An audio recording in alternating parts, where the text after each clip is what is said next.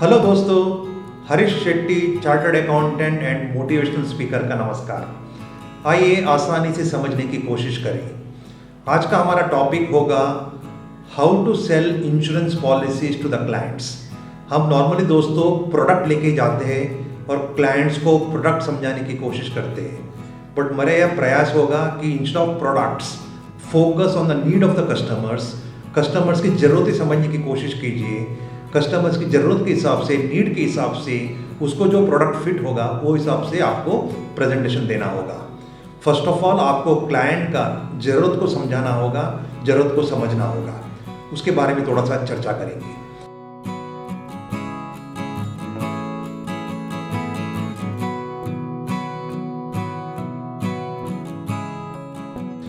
जो भी आपका मिडिल क्लास क्लाइंट होगा, I am not talking about HNI clients, काफ़ी अमीर क्लाइंट्स होगा उसके लिए शायद ये कॉन्सेप्ट काम नहीं करेगा, but most of my clients और most of our clients are middle class clients जिसका इनकम महीने का 50,000 का होगा, किसी का 60,000 का होगा, किसी का 1 लाख का होगा।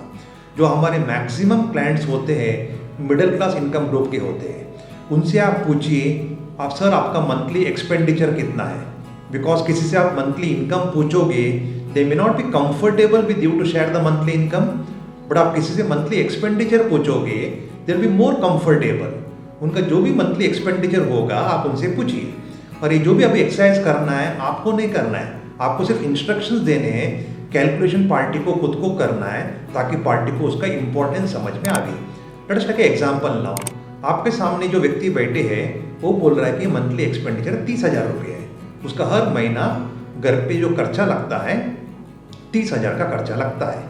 वो पार्टी भले 30,000 बोलेगा या 20,000 बोलेगा या 50,000 बोलेगा या 1 लाख बोलेगा, मेरा कैलकुलेशन में कोई फर्क नहीं आना चाहिए। जो भी वो मंथली एक्सपेंडिचर बताएगा, इन दिस एग्जाम्पल आपको समझाने के लिए मैं 30,000 लेके चल रहा हूँ।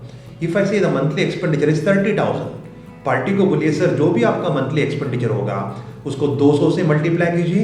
अगर पार्टी बोल रहा है 30,000 इज द मंथली एक्सपेंडिचर, तो मैं उसको 200 से मल्टीप्लाई कराऊंगा। जब 30,000 जो महीने का खर्चा है उसको 200 से मल्टीप्लाई करेगा, the amount comes to 30,000 multiplied by 200, that comes to 60 lakhs। जो भी उसका मंथली एक्सपेंडिचर होगा आपको 200 से ही मल्टीप्लाई करवाना है।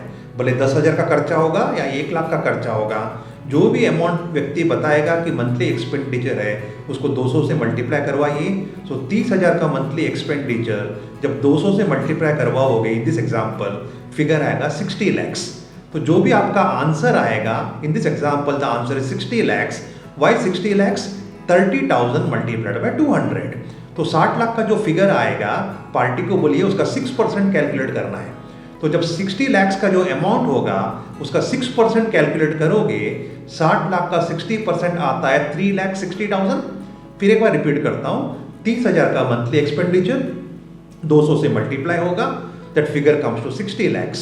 जो भी आंसर आएगा इन दिस एग्जांपल 60 lakhs, उसका 6% कैलकुलेट करना है। 60 lakhs का 6% आएगा 3,60,000। तो 60 lakhs का जब 6% कैलकुलेट होगा दैट कम्स टू 3,60,000। फिर बोलिए जो भी आपका फाइनल आंसर आ रहा है उसको 12 से डिवाइड कीजिए। सो 3,60,000 को जब 12 से डिवाइड होगा तो आंसर कम्स टू 30,000। जो व्यक्ति ने आपका मंथली खर्चा बताया था, आप जब 200 से मल्टीप्लाई करोगे उसका 6% कैलकुलेट करोगे और डिवाइड बाय 12 करोगे, जो फाइनली आंसर आएगा that figure be exactly equal to the monthly expenditure. Like 30,000 का फिगर था, 200 से मल्टीप्लाई किया तो आंसर वॉज 60 lakhs। उसका 6% कैलकुलेट किया, आंसर वॉज 3,60,000। जब 12 से डिवाइड किया the answer came to 30,000। Now friends, आपसे प्रॉस्पेक्ट पूछेगा इसका मतलब क्या है। सो पार्टी को समझाइए सर इसका मतलब ये है कल आप रहो या नहीं रहो, घर का खर्चा तो 30,000 लगने वाला ही है। जब तक आप हो, आप कमा रहे हो, घर पे हर महीना 30,000 का प्रोविजन कर रहे हो एक्सपेंडिचर के लिए। कल आप नहीं रहोगे तो कम से कम आपके बैंक में 60 lakhs का FD होना चाहिए।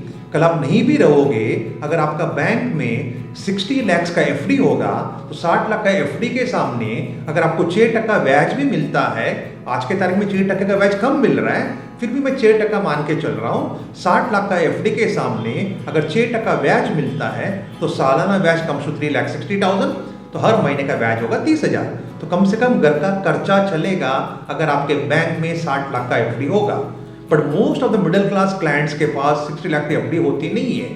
फिर पार्टी के पास एक ही ऑप्शन बचता है, he has to insure himself. उसको कम से कम 60 लाख का इंश्योरेंस का कवरेज लेना चाहिए, ताकि उसका जब तक वो जिंदा है, वो कमा रहा है, घर पे हर महीना 30,000 का खर्चा दे रहा है, कल वो नहीं रहेगा, ताकि उसका इंश्योरेंस कंपनी से उसका इंश्योरेंस कवरेज, उसका रिस्क कवरेज 60 लाख का जब उसका नॉमिनी के पास जाएगा, कम से कम वो 60 लाख जब नॉमिनी बैंक में एफडी रखेगी, वो पैसे से उसका घर का खर्चा चलेगा।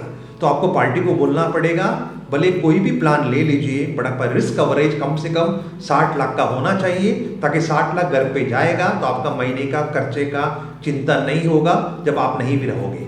तो ऑब्वियसली जो मिडिल क्लास का आदमी है, शायद उसको 60 लाख का पॉलिसी का प्रीमियम भरने में दिक्कत आएगी, तो उसको 2 या 3 प्लान कॉम्बिनेशन करके दे दीजिए। फॉर एग्जाम्पल, अगर 60 लाख की इंश्योरेंस की जरूरत होगी, 50 लाख का टर्म इंश्योरेंस दीजिए, जिसका प्रीमियम काफ़ी कम होगा, बट डेफिनेटली टर्म इंश्योरेंस में कोई मैच्योरिटी वैल्यू होता नहीं है। और बाकी जो 10 लाख का जो शॉर्टफॉल है, वो रेगुलर पॉलिसी दीजिए, ताकि प्रीमियम थोड़ा सा ज़्यादा होगा, बट उसको मैच्योरिटी बेनिफिट्स भी मिलेगी।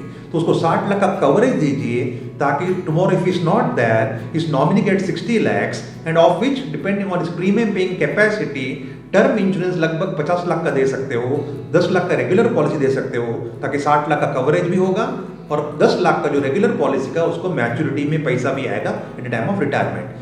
This is how we have to conceptually sell, conceptually make the client understand the importance of insurance. Friends, I hope you understood this concept of insurance coverage. तो client से समझाइए, client से बात कीजिए और अच्छा बिजनेस करने की कोशिश कीजिए। ये मार्च का महीना है।